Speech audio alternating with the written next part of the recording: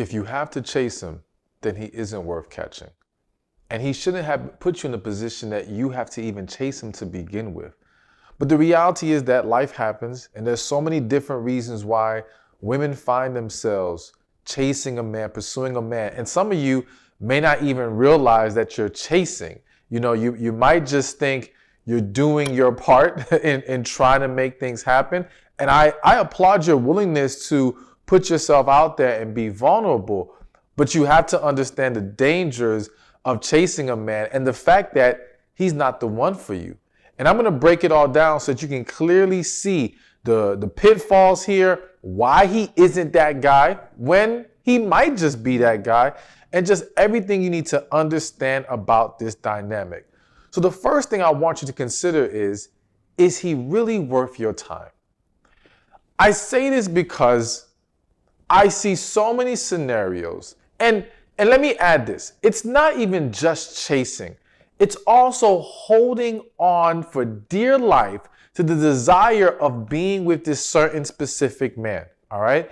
And I see this scenario with women where what you're trying to hold on to, what you're trying to chase is a guy that when you really break it all down, it ain't really worth it, right?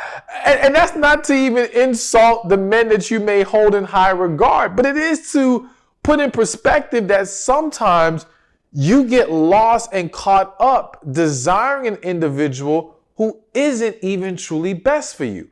So when I say he's not worth it, let's look at it from a couple angles. Number one, let's just look at it from the fact that he doesn't properly fit into your life. So here's the thing. There might be a man that you think highly of, that you really like, and that maybe when you fantasize about the situation, you really want to be with this guy, right? And you don't see any reason not to want to be with this guy. But you're not considering the fact that despite his great qualities, he doesn't really fit in with you. And what tends to happen is that a woman is fantasizing about what she believes it could be, not who he actually is, not what he's actually presenting. It's what you feel like you see in this man that maybe you think you can bring out of him or that you would be able to experience with him if you were in his life or were having a relationship with him. And I always say, listen, don't date someone's potential, date their reality. It doesn't mean some people don't have great potential. It doesn't mean some people won't reach their potential. The reality, unfortunately, is that many do not. Many do not, or even if they could, they may not reach it with you. Why? Because again, they're not a good fit. Good man does not mean right man.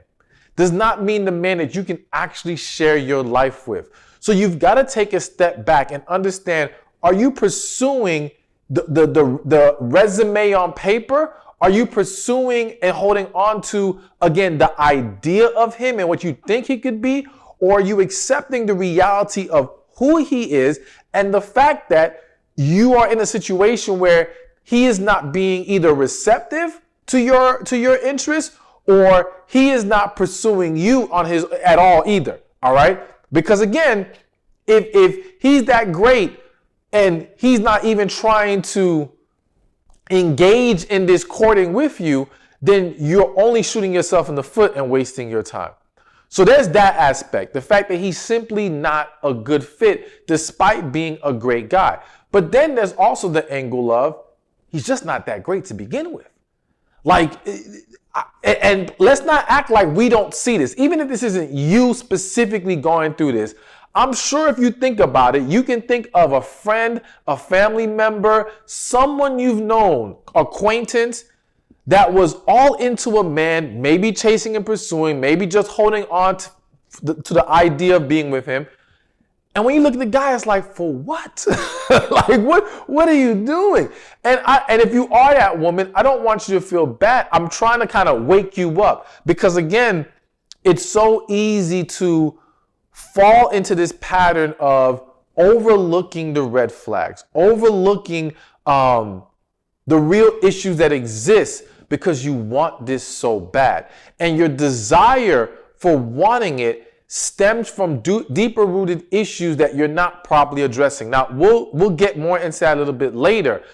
But I really want you to understand that when you find yourself locked into this guy, what are you really holding on to? And why? Why this man? What's so special? If you have to, write it down on a piece of paper. And I'm telling you this because, again, I want you to be able to have clarity in this situation to understand what is actually going on here. Because when I see women getting caught up in chasing or, again, holding on to this man, I see a woman who's not thinking clearly, all right, and not understanding what she is getting herself into.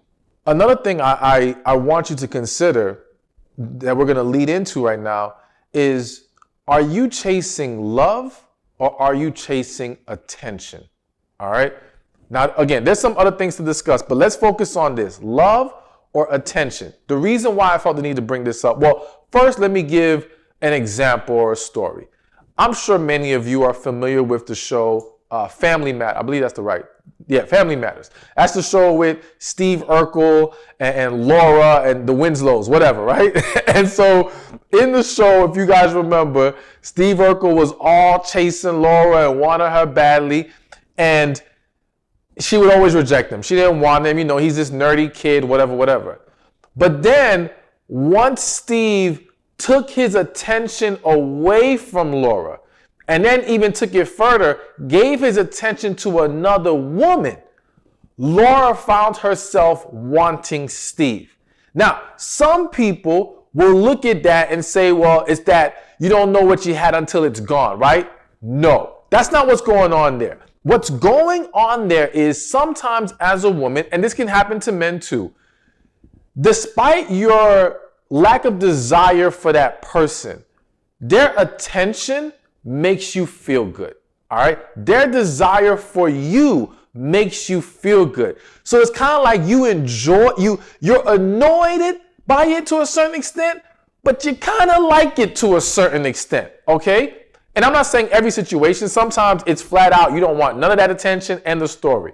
But I think from harmless individuals, sometimes it can feed the ego. It can feed the self-esteem. It feels good to a certain extent. Now, once it is taken away from you, it creates a void because that's no longer there. You're no longer getting your hit. It's almost like crack. I don't know what crack is really like, but I'm just assuming it's like crack. But anyways, they take it away from you, and now you want it. And then what unfortunately happens in the dynamic of relationships is, you now start to confuse your desire to have that energy, that attention being given back to you as, oh my gosh, I have feelings for this man.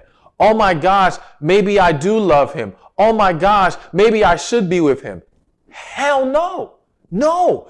You are just craving the attention and desire he was giving you. And so you have to be careful to not confuse this with love. Listen, if it was, and let me take a step back and say this real quick. Do I think it is possible for a woman to have not fully embraced a man's efforts and his attention and his desire, right? And then when it was taken away, wake up to the reality of, dang, I am into this guy. I think it's possible on the premise of, sometimes a woman is extremely guarded, and her fear of being vulnerable and letting that man in causes her to reject his attempts, his attention, so on and so forth. And there's a part of her, part of you, that may have not processed the fact that at some point this man is going to give up. This man's going to go away. And so in a way, you're taking for granted his love, his attention, his desire. And then once it's gone, it snaps you out of that fear, so to speak, or it shifts you into a different type of fear of, oh my gosh, rather than I'm afraid to open up to him, I'm afraid of the reality that I've lost him. And this can now awaken in you or open the doors to you, allowing this man in. So that is a possible scenario. But what you have to understand as trying to decipher which one it is what was at the root of your lack of desire. Only you can answer that. So in the Steve Urkel Family Matters example, we don't know Laura. We don't know how her mind or where her mind was, but we can assume that her lack of desire was a lack of attraction, his nerdiness, so on and so forth.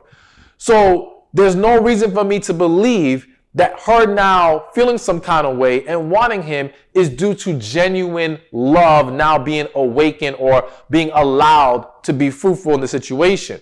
Whereas if you have a guy that, no, you were attracted to him, you actually did like him, you actually had a level of desire, but again, you struggle with allowing yourself to embrace it.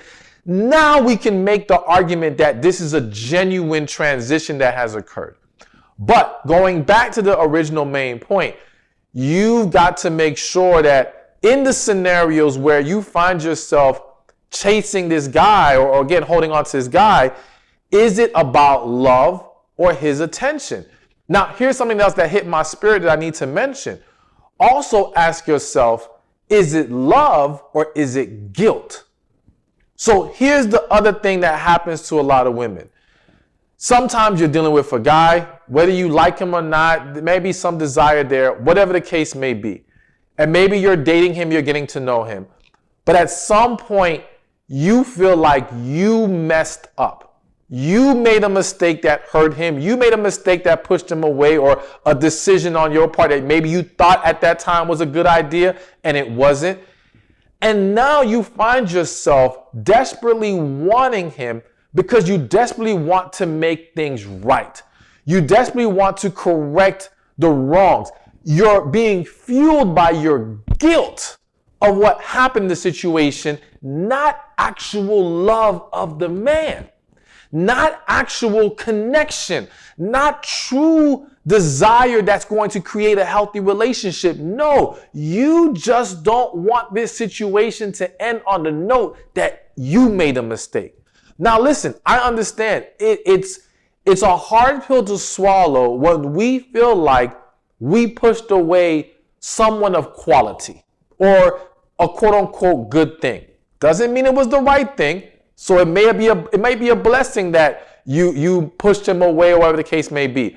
However, it's still a hard pill to swallow at that time. And it gets harder to swallow when we feel like we haven't found a better option, when we feel like things are not panning out for us. And so now we start thinking back to that person that was good, but again, it didn't work out because we did things wrong, or we at least start to perceive it as something about us that we could have done better, right? And it may be accurate that we contributed to the problem, but you've got to understand the difference between, again, guilt, fear, loneliness, these things creating a desire of this man that is not rooted in truly being with that specific man.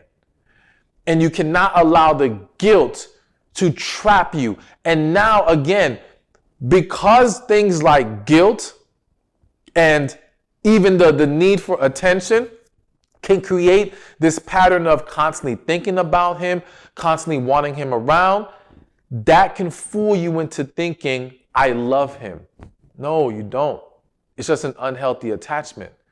And you got to recognize when you're dealing with unhealthy attachments in this situation that is causing you to, again, either chase or hold on to this man that you need to let go of. All right, so we've now considered, is he really worth your time? We've considered, are you chasing love or attention, or is it guilt, unhealthy attachment? But let's consider the fact that for a second, even though I'm telling you stop chasing him, and that still holds true, but I also put on the title, he's not the one for you. But consider this for a second. Maybe he is the right guy, but it's not the right time. So here's the thing. I do firmly believe in right person, wrong time. There are tons of people out there who may disagree. You're more than welcome to leave your comment below on what your thoughts are if you agree with the right person, wrong time. But let me break it down for you like this.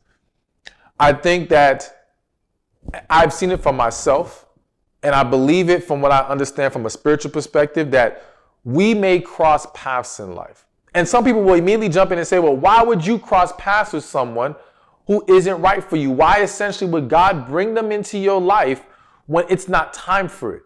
Well, maybe it's to wake you up. Maybe it's to show you the blessing that exists, but the preparation that's going to be required to properly receive and sustain that blessing. So you got to understand that as individuals, as human beings, we are at different points in our life. And sometimes we have experienced a lot of hurt and disappointment. Almost everybody has to some extent. Some have healed and moved past it. Some are still dwelling in it. That might be you. And unfortunately, when we then cross paths with that person, we can't simply assume that finding the right person makes everything else right. It doesn't mean all the circumstances will be what it needs to be. It doesn't mean what's going on within us, lack of healing, and other issues that we might be working through are going to magically disappear because we now met the right person. No, in actuality, if you try to move forward with this right individual, with this right man, when it is not properly timed to make things happen. And when I say properly timed, look at it like this, because even if you don't want to look at it from a spiritual timing, look at it from a foundational timing, all right? If the proper foundation has not been set, and that's you knowing yourself, that's you being healed, that's you truly being in a place to fully open your heart, be vulnerable, and embrace love at its fullest, because that's what's going to be required to have a healthy, amazing relationship with the right person. So when that foundation is not completely properly in place, if you try to have a relationship with that quote unquote right person, it can still turn toxic. Don't get it twisted. Right person does not guarantee nothing goes wrong. It does not guarantee that we will not have battles. It just means that this is the person we can fight the battles with. But again, we may not have been properly trained. It's almost like someone going to the army. They ain't even been through boot camp yet, and you want to throw them at the front line of the war. They're not ready for that. They need a level of training. And unfortunately, because it is very common for individuals to start to give up hope that the right one even exists, it's very easy for us to now stop or lose sight of the preparation that's needed, okay? And lose sight of what we should be doing in our life to make sure we can have success when the time comes. And so I've seen plenty of couples where they met, let's say, in their 20s. Not that it always happens in your 20s, it can happen in your 30s. But the point is, they met, let's say, in their 20s, let's say in college, just in this example, and they both lacked maturity. They both lacked an understanding of how to properly navigate things, and it led to them falling apart. But then let's say in this example that I'm thinking about, after 7 years apart, they went their separate ways, but they got themselves together. Now, in this situation, I'm not going to say they got themselves together thinking I'm doing it expecting to meet my right person again, right? But they did it for themselves. They did it for their own self-growth. And then they happened to come back around, and now they were able to come together and have an amazing relationship. And what I firmly believe is that when we have a genuine connection, when they are that quote unquote right person, it always comes back around.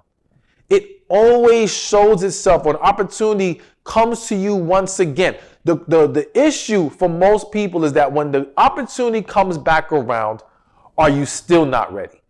Or have you now gotten yourself in relationships you don't belong in? Have you now added other factors to the situation? Kids now, a marriage, all these, you moved to a different place maybe you don't even belong in. There's so many now additional barriers that have been created because people just went about doing things their own way rather than keeping sight of doing what's truly best for them from within, truly finding themselves, healing, but even more importantly, as I always believe, talking and trusting God. Talking to God and trusting Him and finding out what God wants you to do in the situation. So all that to say, listen, even if he's the right guy, right? And it's just right guy, wrong time. Chasing and holding on to that's not going to work. And when I say holding on to that's not going to work, actively holding on to it. It doesn't mean I want you to eliminate all hope in your mind. Because I think when we truly love someone, when we have a connection, there's always going to be something in us that has a little hope left, right? But what I'm asking you to do is to not put the situation in your hands, to go to God, to trust God, to lean on God's guidance, to also focus on how do you get to a better place so that when the time is right, you too can make this whole thing work. And understand that our timing is never better than God's timing.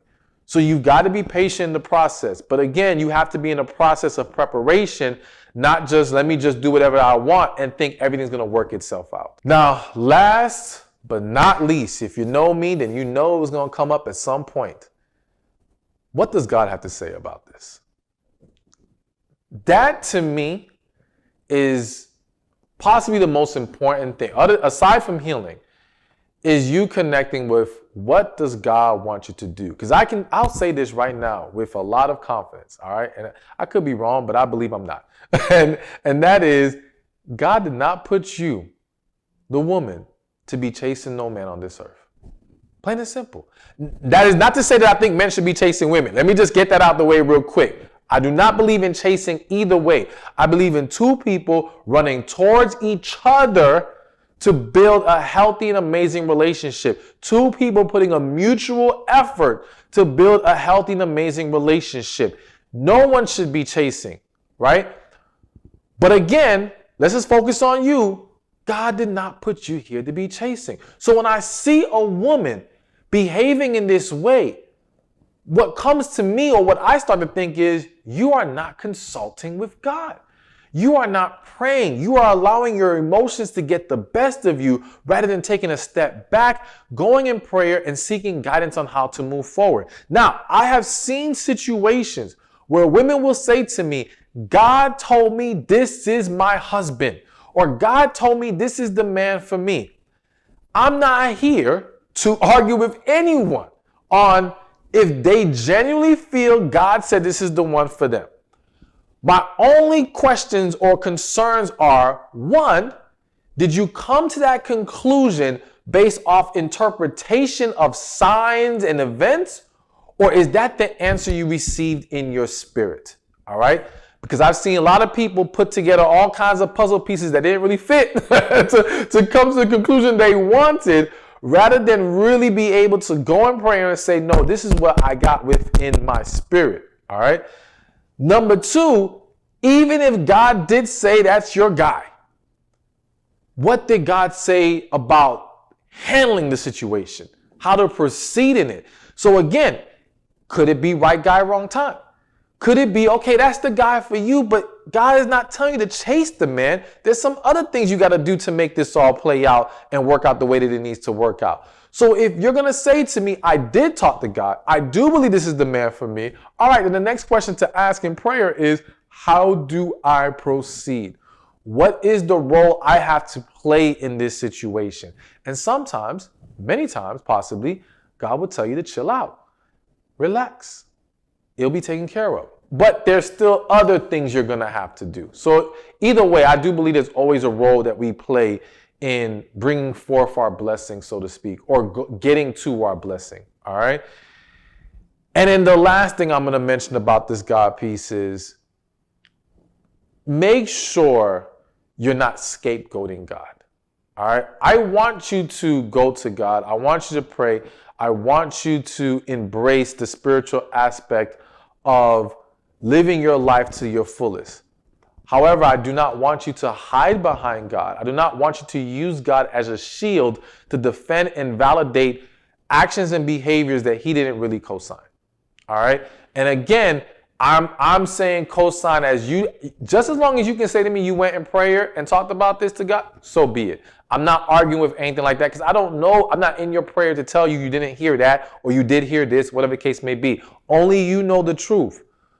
But make sure you're doing it from a genuine heart and you're taking the right approach to gaining the clarity that you need so that you won't find yourself chasing men who don't belong in your life, and that you will understand when he's simply not the one for you. Hey, thank you for watching this video. Be sure to check this one out right here, and I'll see you there. Some men got issues. Let's just call it what it is. All right. No offense to those men, okay? But many of you ladies have come across men who are insecure, who